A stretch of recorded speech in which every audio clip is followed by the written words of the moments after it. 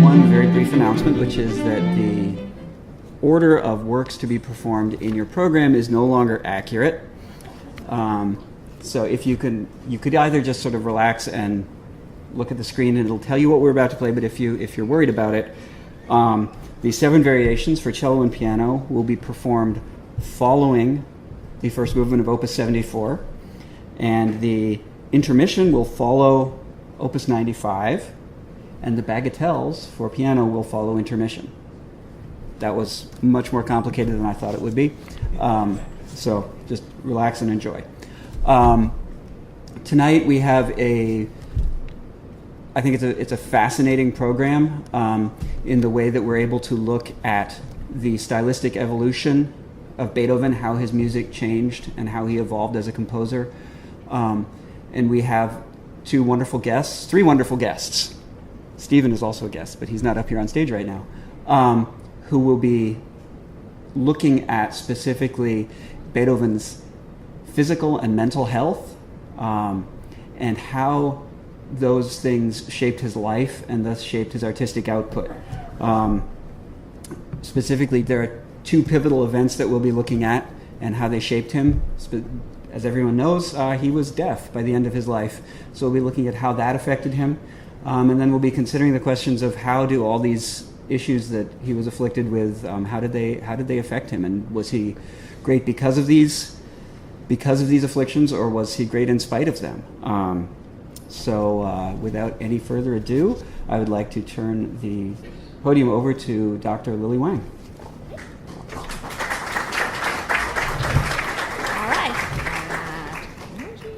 All right, if you haven't linked to the internet and signed in, please do that. So there are prizes tonight, and the first prize is a VIP Nova Pass for next season. That's worth a lot of money, right? And it's great. So the next prize is 2 tickets to one of the concerts for next season. And then another prize is, 3 prizes, is a chocolate cake for Mother's Day, not baked by me, it's baked by Amy Langre, and then, or a chocolate cake baking class. So you either have the class or have the cake, but I don't think you can have both. So there we go.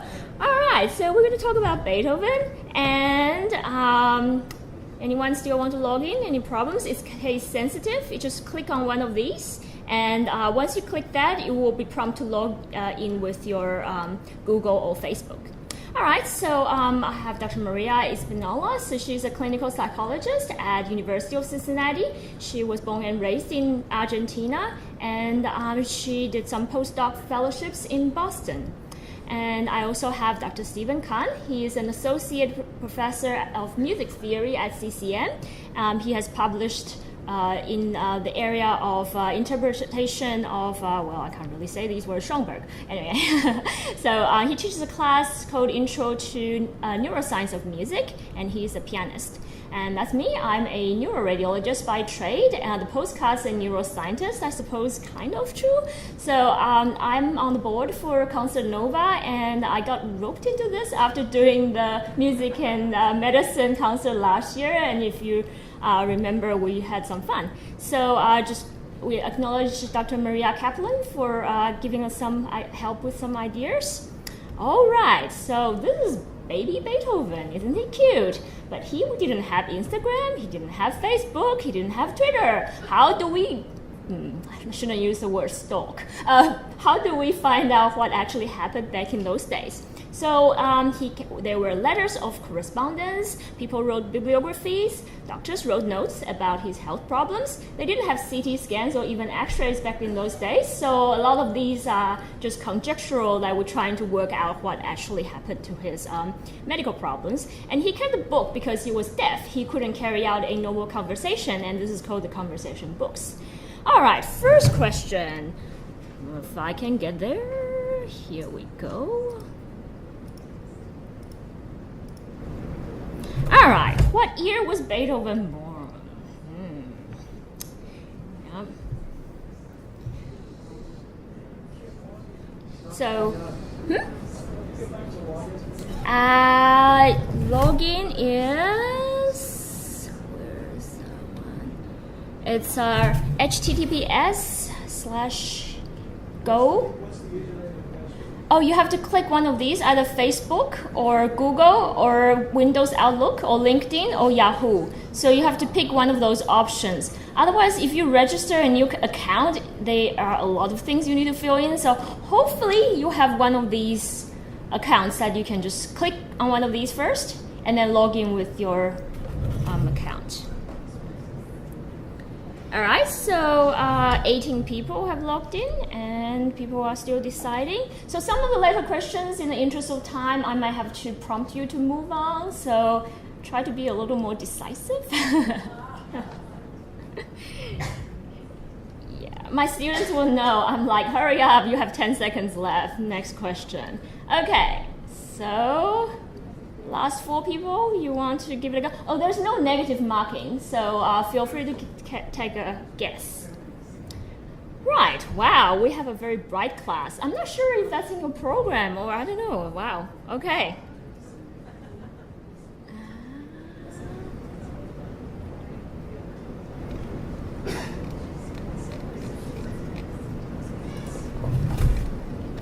All right, so he was born in December. The exact date was not known. And where was Beethoven born?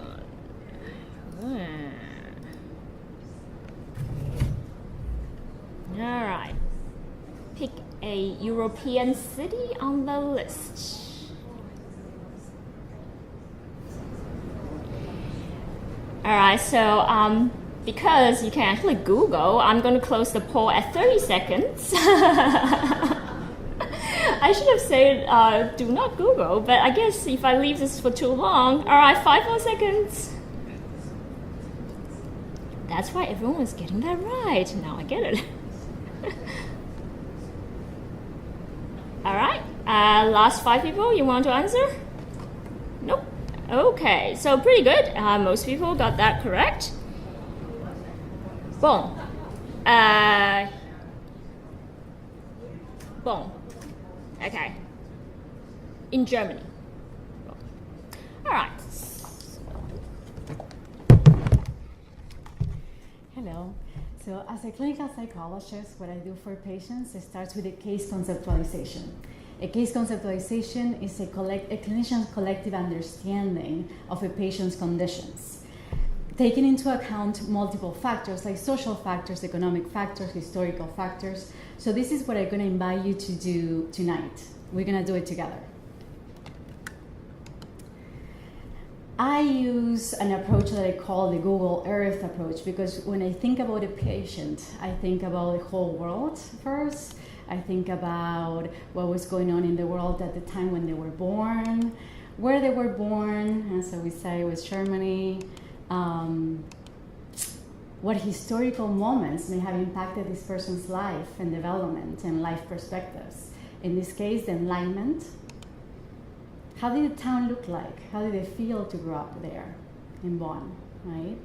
So in order for everybody to understand what we are about to do today, I want you to think about a time when you were very wondering what happened to that person, why they did behave the way they behave.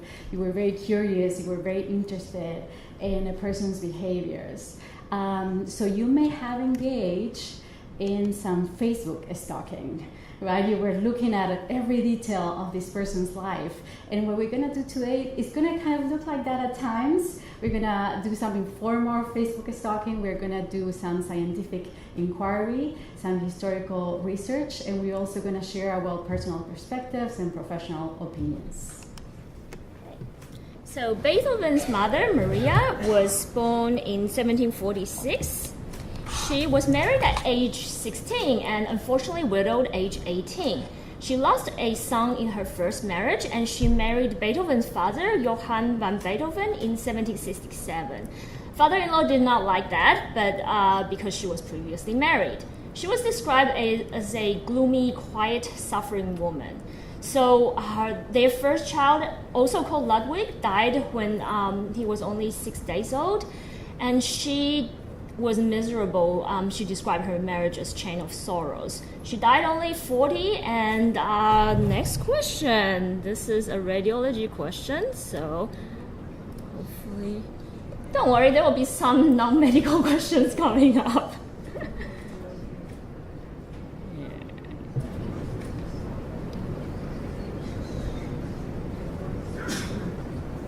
This is obviously not Beethoven's X-ray, but all right, you have up to 30 seconds.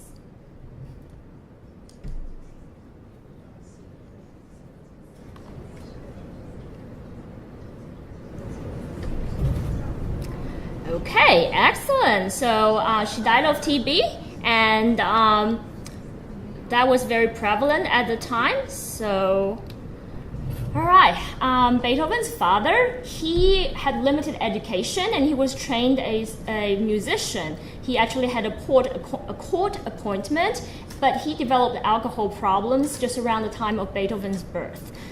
He was described to attempt to commit fraud, so he was not exactly a model father.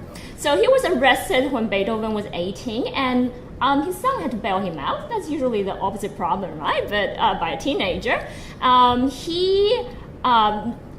son actually had to ask the elector to say, "Can I have half of my father's salary because he's not spending it in the right place?" And he died when Beethoven was only 21. So Beethoven had two younger brothers, Karl and Johann, and he had a close relationship with his brothers. So imagine his brothers like trying to say, "Hey, visit my place," and he's trying to show off he bought a new piece of land.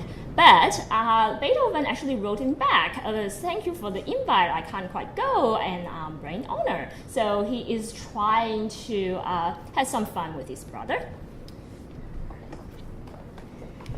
Okay, so there are many books that we read and articles that we read and everything that Lily shared about their parents. And this is important information because as psychologists, we look at family history to look at predictive behaviors and symptoms. So in the case of the father, we know that he had alcohol use disorder, and genes are responsible for about half of the risk. The mother had depression, and that is linked to 44 genes. We know that 26% of children who have a parent with major depression go on to develop depression, as opposed to 12.3% of other children. So we're gonna go back to the town, right? And this is the family home. This is where he was born. He lost his grandfather at age 3. He had a very sad childhood. Two of his 4 younger siblings died before turning 2. He was verbally and physically abused by his father. At 16, he went to Vienna to study with Haydn, but had to return to Bonn 2 weeks later because his mother fell ill and died. And he had to become the head of the household to take care of his siblings. So when I see a patient, I look at this. They are called adverse childhood experiences. So some of them are listed there. In the case of Beethoven, we see that he suffered from emotional verbal abuse, physical abuse, living with someone who abused alcohol, living with someone who had a mental illness, loss of a parent, and neglect. So after looking at that, we count them. Those are 6. And then we look at how we can predict certain mental and physical disorders. So most of the research in this area has been done on 4 ACEs, 4 or more ACEs, because that's when you see the biggest impact from 0 to 4. So if you look at people with 4 or more ACEs, you see that 50% of them develop mood disorders like depression and bipolar. 70% of them develop anxiety disorders. About 40% substance abuse, and about 50% impulse control disorders. So you want to keep this in mind as we move on, because this is very relevant to what happened to him. So now we're going to get a closer look at his brain. So we know that childhood abuse impacts the brain in multiple ways, and I'm going to go very quickly on this, but it affects the corpus callosum. Corporal punishment impacts the prefrontal cortex. Parental verbal abuse causes increased gray matter volume in the auditory cortex. Childhood maltreatment in general causes altered network centrality of cingulate, temporal pole, and insula. And all of this, in summary, the brain impact of childhood maltreatment are diminished anticipatory reward response and increased threat detection. They have a marked influence on approach avoidance and increased risk for depression and substance abuse. So now we're going to listen to the first string quartet. This was written when Beethoven was 20. And you can hear that there's a lot of, it sounded very classical with a lot of influence from Haydn. So let's welcome our string quartet.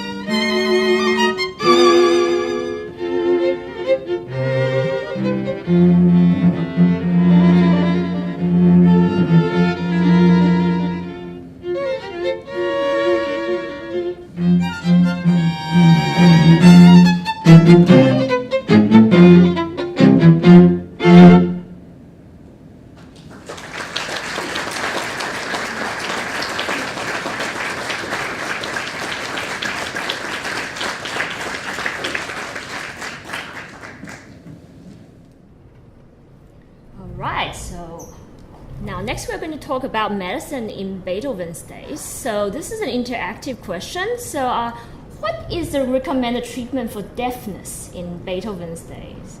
A little bit difficult to Google that, huh? All right, so this is a word answer, so you actually have to type it in.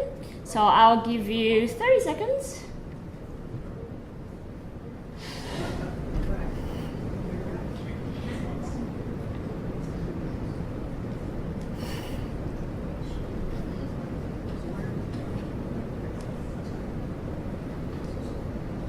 You can conspire with the person next to you, but they may not be right.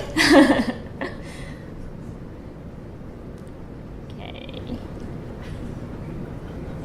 All right, everyone finished texting or typing the text? Excellent. Very good.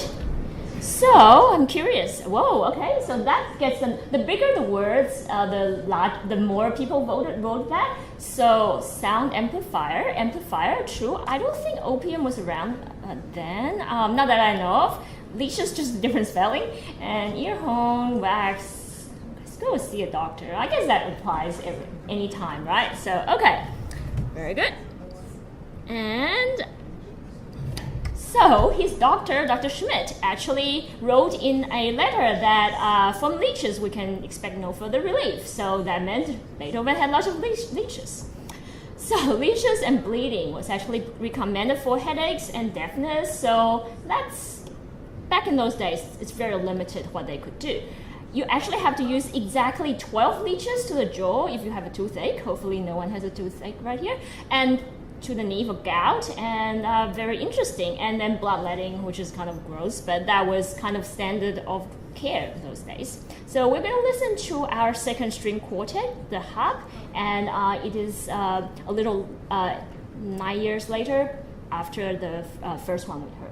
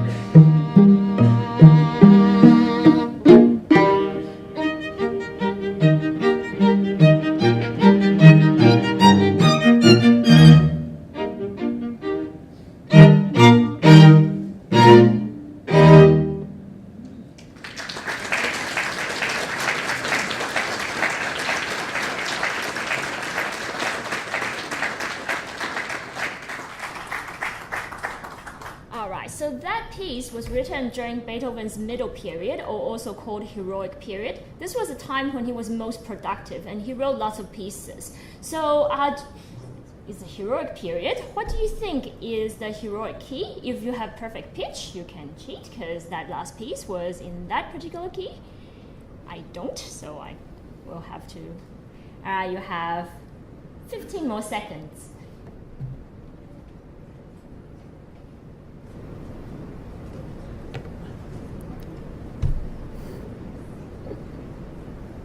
I think our musicians in the audience would know. So a lot of Beethoven's pieces during this period was written in this key.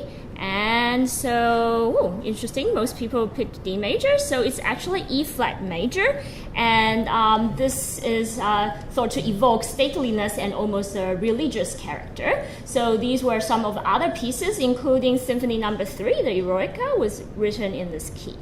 So during this period, Beethoven suffered from declining, he just could not hear. So this started when he was in his early 20s. So he actually said the first time he noticed his hearing was a problem was when he actually tripped. And he thought that was the start. And unfortunately, he also suffered from allergies. So he felt like he got earaches. This was seasonal. Unfortunately, there were no antihistamines back in those days, but if this was today, he would have tried some antihistamines to see if that worked. So throughout his letters, as you can see, he had a lot of complaints about his ear, nose, and throat problems, and we don't need to go into any of those, but they bothered him enough. So with his hearing, this is so important to a musician, he started turning into composing rather than performing. His close friend said this had an indescribable and bad effect on Beethoven. So we can do some more medicine since we're in the hospital. All right, just have a look at these cases. These are some proposed potential causes of Beethoven's deafness. So this is A, which is a skull X-ray. This is B, which is an MRI and MRI angiogram.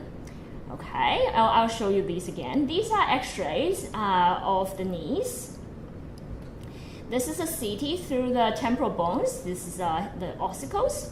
All right, so the question is, which? Match them up. My residents, you better get this right.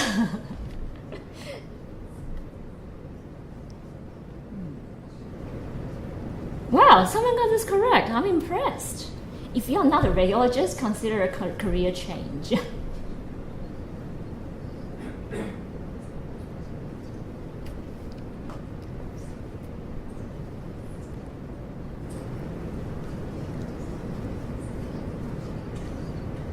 Oh, I think this is a tough one. Okay, well, it's okay. Another person, a few more people got it correct.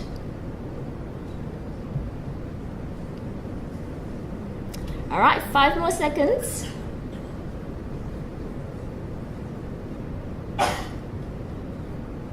Okay, so let's look at these causes. So A is Paget's disease, and it causes thickening of the skull. At autopsy, Beethoven was found to have thickened skull, so they thought he might have had Paget's. B is syphilis. It's kind of like a myth, like they suspected that he might have had syphilis, but the evidence isn't strong, and they didn't have labs back in those days to do that test. So C is lead poisoning. They tested Beethoven's hair and found that there was elevated lead. Also, alcohol at the time, they added lead to the alcohol to make it less bitter. So D is autosclerosis. This is a condition that we don't know the cause of, and the onset can be fairly early, including in their 20s. So patches tend to affect older people, and autosclerosis can actually affect young people. So some papers propose that this is probably the most likely cause, and other papers disagree. So we will never know. So these are just conjectures. He was treated with a few different things, including diet, spa treatment, oil injections, but Beethoven would only try them for a day and then just say, did not work. So he wasn't the most compliant of all patients. So, I guess the treatment also, they were limited back then. So we are going to find out more about something a little different about Beethoven's love life. Thank you. Okay, so if he had Facebook today, he will be in a very complicated relationship forever and ever, because every single relationship very much throughout his life was complicated. He usually looked at women who were out of his reach, out of his league, didn't love him back. It was terrible. So he had Facebook and had to post something. He would probably do something like this. I mean, he wrote this, but I have never thought of writing for reputation and honor. What I have in my heart must come out. That is the reason why I compose. So in neuroscience, behavioral neuroscience, that's the department I work for, psychiatry and behavioral neuroscience, we look at what's going on in people's brains, right? So yeah, everything sounds very romantic, very nice, but what's going on with your brain? People do crazy things when they're in love. So neuroscientists look at that, and they found that yes, your brain acts in very different ways when you have these strong feelings. The way that I explain it to patients, I said, okay, love is like any other emotion. It's like sadness, it's like guilt, it's like anger. So it can go up and down, and it doesn't matter how high it is. At some point in your life, it will go down, I assure you. So the complicated thing with love is could stay for a while, about 2 years max. Like the crazy type of love is about 2 years. And during those 2 years, you may feel like this is gonna remain forever, and this person is the one. So what I tell them is like, no, this is just one person out of 7 billion people. And this is important because that helps people come back to reality.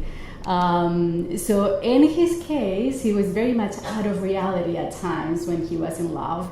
So he was in love with Giulietta Giugardi at some point, and he said, a dear sweet girl who loves me and whom I love. And this is questionable. He did love her, but we aren't sure that she loved him back. Probably not. He was a countess. He wrote the Moonlight Sonata for her. Can you imagine? How amazing will that be? And she ended up marrying someone else after that. So, like, imagine. So he wrote the Moonlight Sonata. So what did this guy do exactly to keep her? And so that is, it's just fascinating story about his life. And then here is another woman, Josephine. So she got married. She was already married when he came like very close with her. And then her husband died, and the relationship became more intimate. He wrote actually 14 love letters that are amazing, and we're gonna show one of those. He called her the only beloved, and then she ended up marrying someone else. Yes. So this is the woman who some people believe is the immortal beloved. So you may check out the movie if you want. Now we're going to continue listening to music, but keep in mind we're going to be showing that love letter that I told you, and also a very nice quote from the movie Immortal Beloved.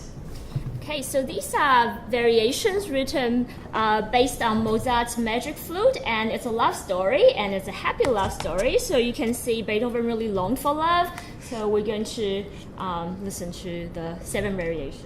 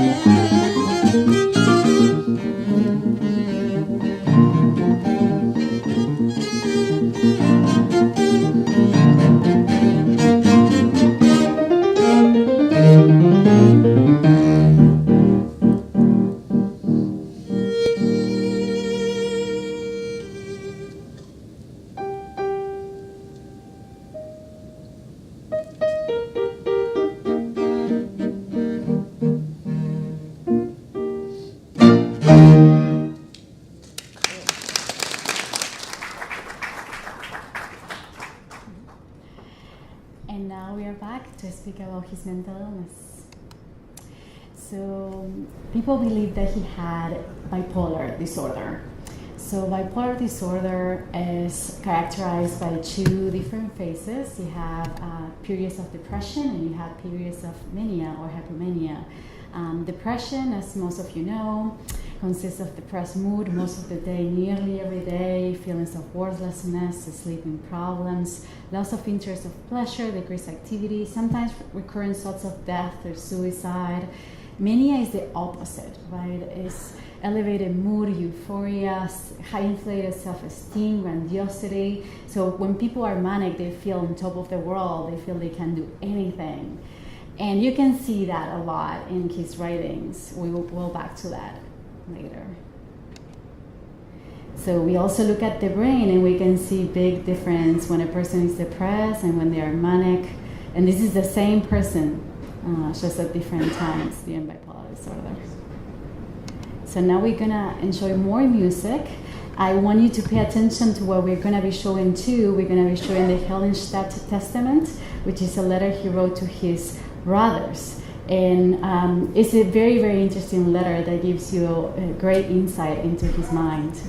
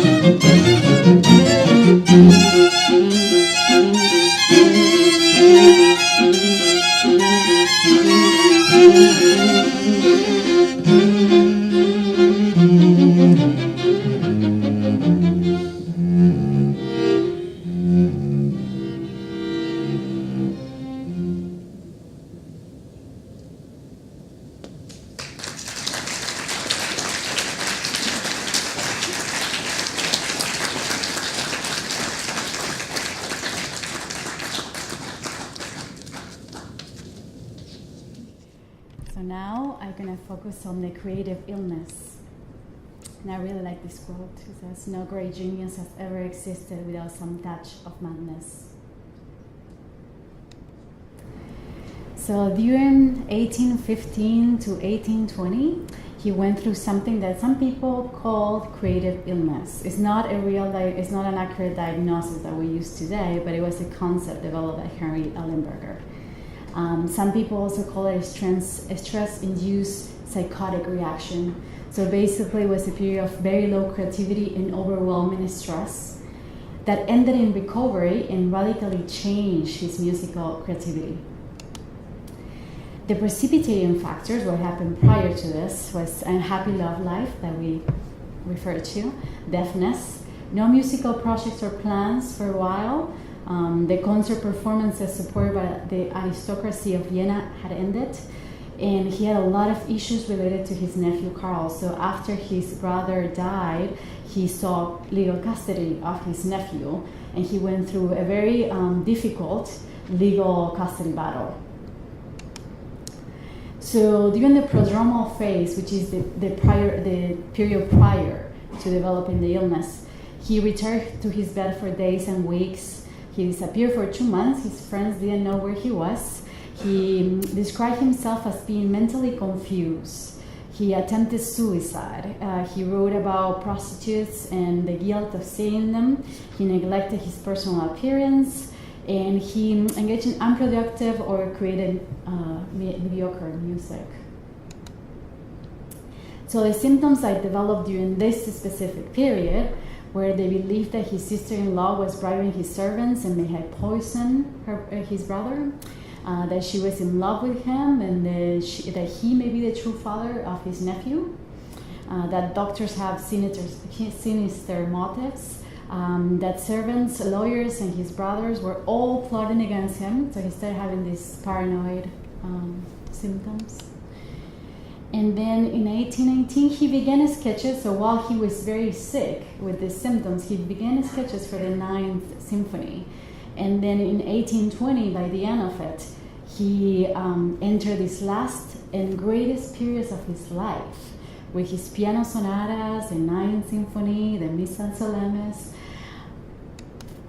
So Martin Cooper describes this period as a combination of a strict formal discipline with the widest, far-ranging fantasy. It is the gradual reorientation of a complete, mature personality and not a deaf man's retreat into his private world. There is evidence of an inner life of almost unparalleled reality and intensity. And Solomon, a highly concentrated exploration of counterpoint and polyphonic textures. The struggle is sublimated into ecstasy, chaos, strives of lucid formation. Right. So now we have an intermission, and there's food in the back of Beethoven's favorites. And so I tried the mac and cheese last night. It was really good. So try some. So we'll have a short intermission.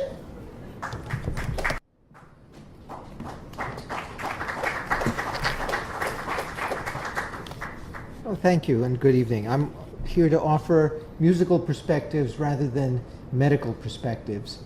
And the main perspective I want to offer tonight is that we want to think of Beethoven as an experimental composer throughout his career. And one of the nice ways to sort of encapsulate that experimental perspective is by looking at some very, very simple pieces, the bagatelles. The bagatelles are pieces or kinds of compositions that Beethoven composed throughout his life, in either groups or larger sets, but they're from the early period is Opus 33, and then from the 1820s is Opus 119 and Opus 126. So the experiment runs something like this. The bagatelle is such a simple, lightly constructed composition. It has a particular form, ABA. And I know that might sound like technical musical jargon, so let's make that concrete.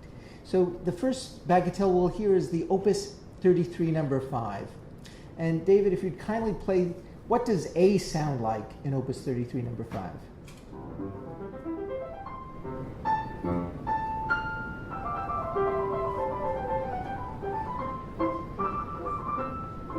Okay, remember that. Now there's a contrasting B section. David, please.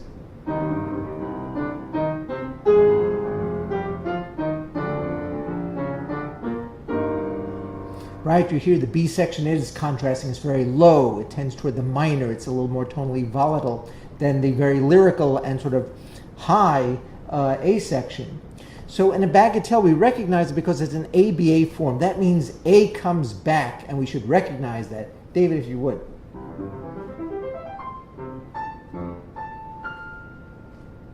Okay, so we said, that's A, that's the return. Now that's fine. It's helpful for the listeners. But for the composer who's an experimentalist, he says, I don't cut and paste my music. I have to be creative at every phase of my composition. So if I just play A again, everybody's going to say, well, I've heard that already, and can be bored. So I have to do something with the return of A that makes something mysterious, something surprising, something that creates some excitement, even anxiety. And what Beethoven does is he decides to lose the high F, that high F that David played, that note. And so it's lost at a certain point toward the end of the piece, and then he goes on a kind of frantic search looking for it. He finds it, and the piece can end. So that's a very nice kind of form, ABA, but it's a little predictable.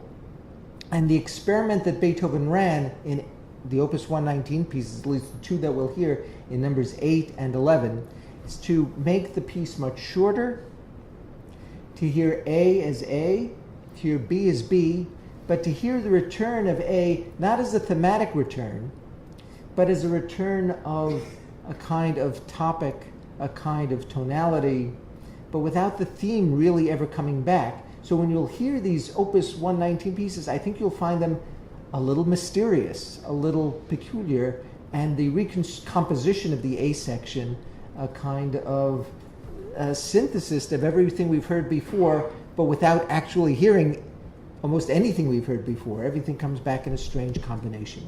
So I'll leave it for David now to play for us 3 bagatelles, the Opus 33 number 5 and the Opus 119 numbers 8 and 11.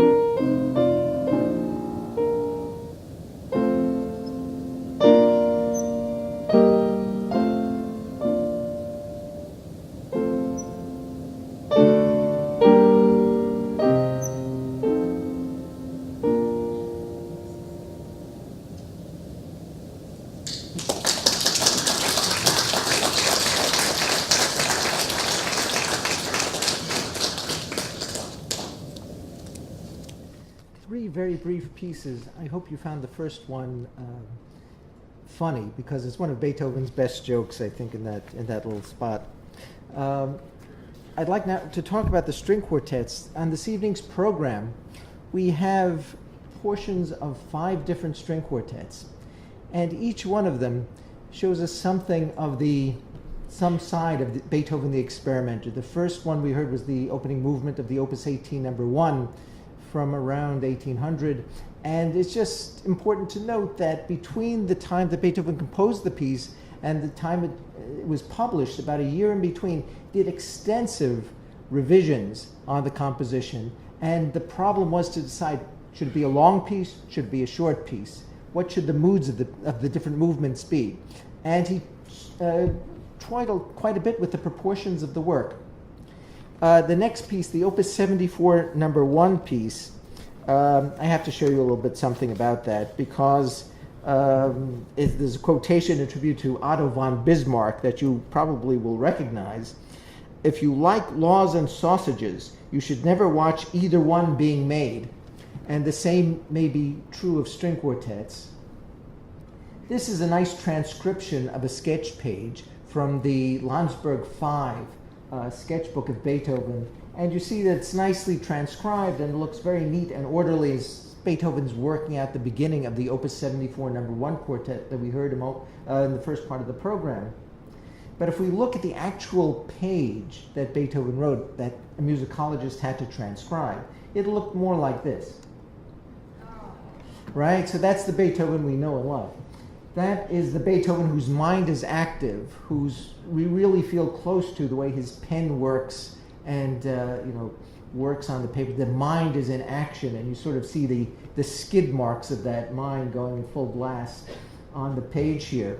So this is another side, the sort of compulsive sketch of Beethoven. So even though the quartet sounds so peaceful and so well organized, so lucid, really the incredible mental activity behind it was ferocious. After Opus 74, we heard the Opus 95 quartet. After Opus 74, when Beethoven seemed to have the quartet writing well in hand, everything well established, he was willing to throw all that into jeopardy to come up with a different design for Opus 95, a much more condensed design, a much more troubled design, problematic. It didn't have the lyricism, the openness and lucidity of Opus 74. It was a much more constrained work, very difficult piece. And Beethoven left the string quartet genre for a good time before coming back to it. And before coming to the piece that we're about to hear, the Opus 131.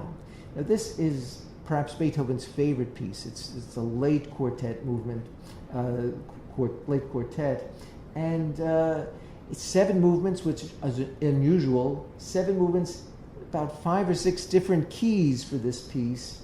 That's unusual. All sorts of timbre variations, tempo variations, texture variations. It's hardly stable at all, and yet, amazingly, it becomes a very integrated, very organic kind of piece for us. And it's really a marvel. When Schubert heard this piece, really just before his own death, Schubert was completely awestruck by it. He'd never heard anything like it, and it still remains a marvel among string quartets. I'm very pleased to introduce the last movements of Opus 131.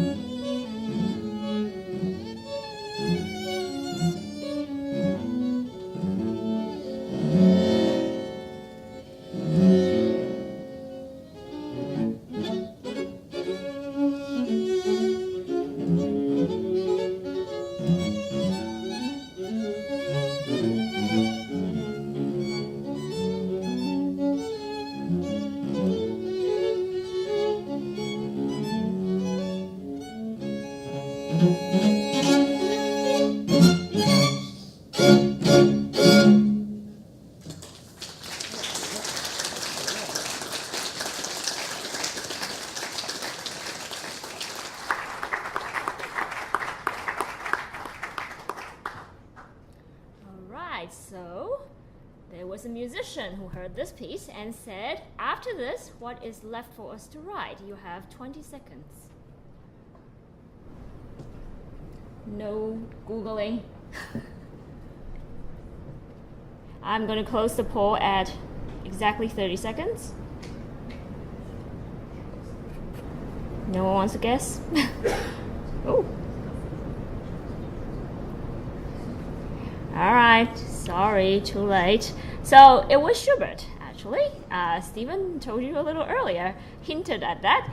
So Beethoven suffered from lots of gastrointestinal problems throughout his life. He had colics, diarrhea. We suspected that he probably had irritable bowel syndrome. And he wrote a lot about these, complained and complained. Now the question arises, was Beethoven naturally an alcoholic? Well, he really liked his beer and he really liked his wine. He probably drank more than average and more than he should, but he didn't drink to the extent that he was incapacitated by alcohol. So he likes drinking beers. The LFT stands for liver function test. So his doctor actually told him to watch out, not doing liver tests. They couldn't do that in those days. And he actually would never compose while he would drink. He would have a drink, go out for a walk, and then once he's recovered, he will keep composing. So the question arises that we heard various music, and was Beethoven happy when he wrote happy music, and was he sad when he wrote sad music? No. You heard a range, and he was both happy and probably sad around the same time. So there was really no, we didn't want to make it sound like, oh, when he was depressed, he wrote sad music. And definitely no. So we heard the changes, the earlier ones, the middle ones, and the later string quartets. So now we're going to hear one of his final string quartets, Opus 135, Movement 4. And I will...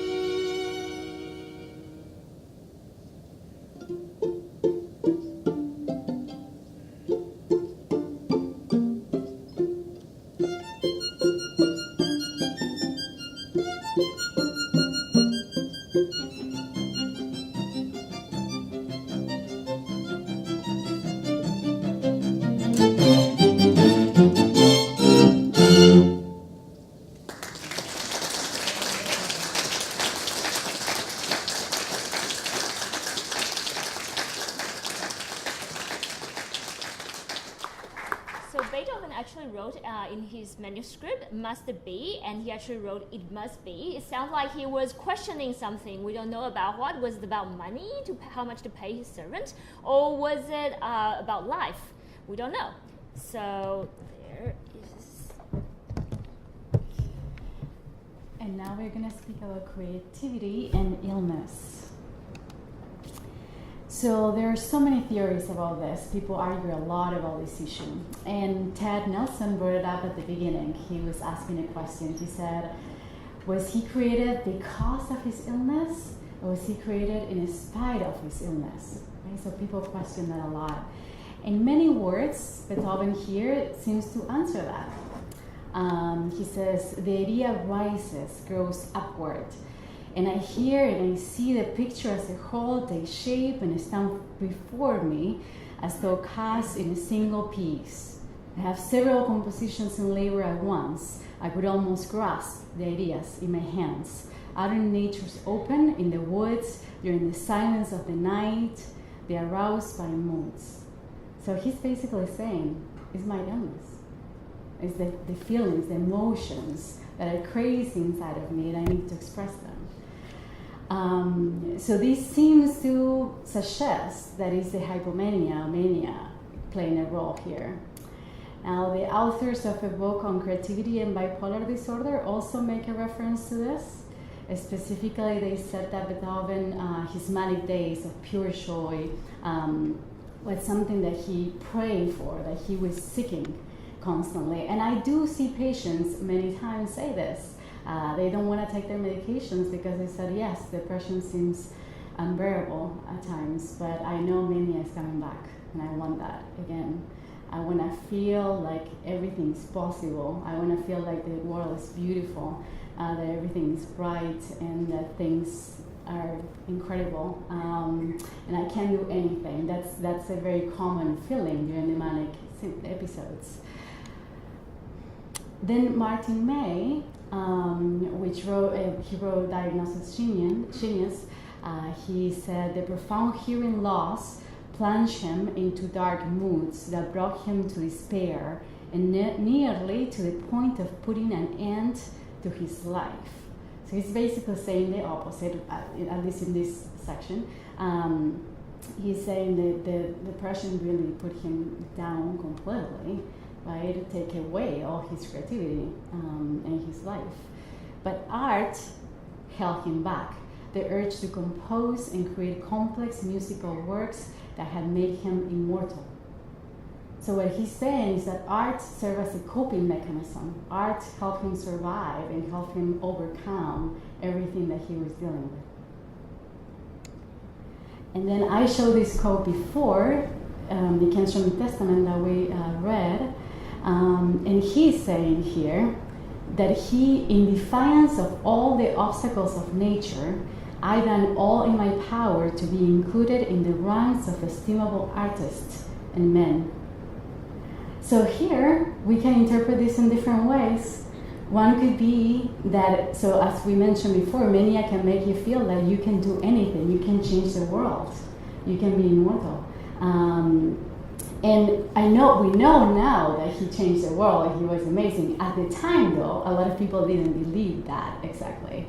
So it's possible that maybe allow him to keep believing this, that this was possible, and that kept him hope. It is also possible that, and this is an interesting interpretation, that because of all his suffering, he became stronger.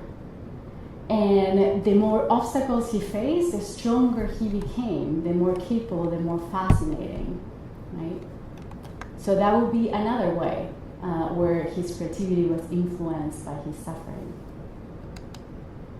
And then lastly, and I did show that quote before, but I love it.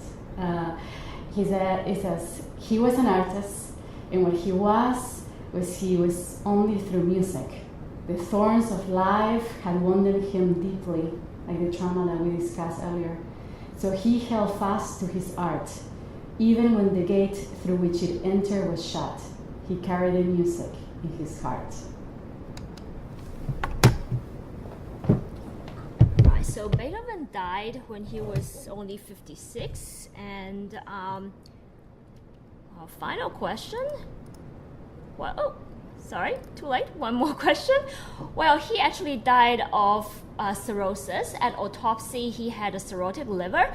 Whether it's due to alcohol or was it hepatitis, we don't really know. So the next question, you have 30 seconds to place a marker on the map to show where Beethoven was buried. And this will be our final question for you to win one of those 3 fabulous prizes.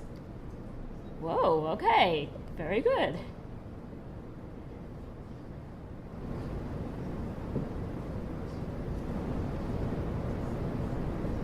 So I showed a picture of his grave, and this was moved a few times, and now it's in a park in this lovely city in Europe. All right, sorry, in the interest of time, 2 more seconds. No takers? All right. Interested to see where we are. Oh, we are all over the place.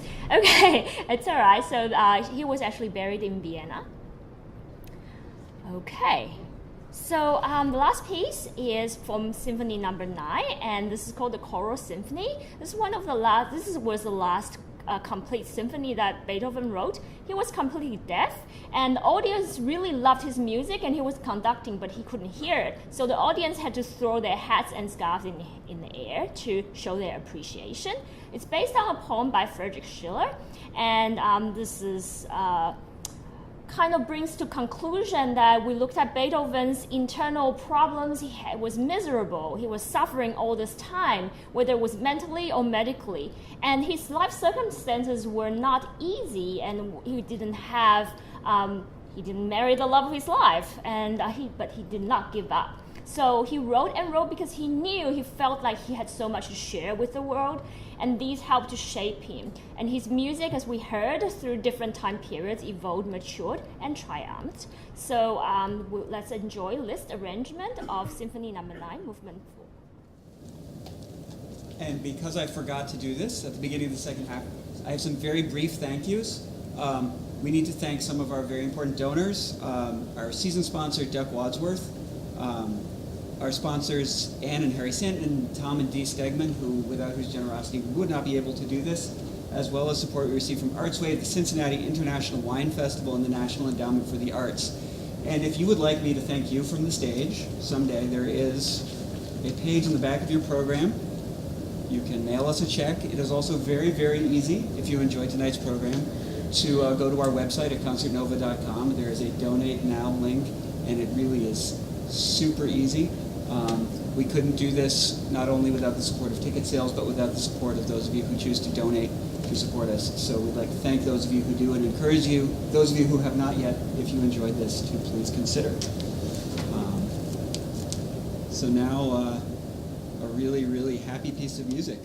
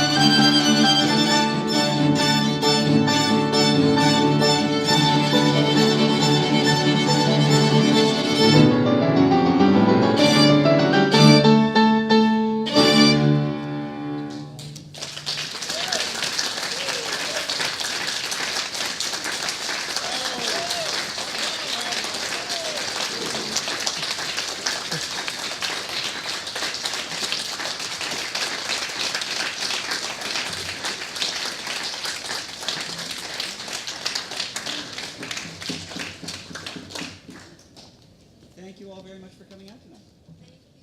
And the winners are, sorry, I forgot. You must be curious. Scoreboard. Okay.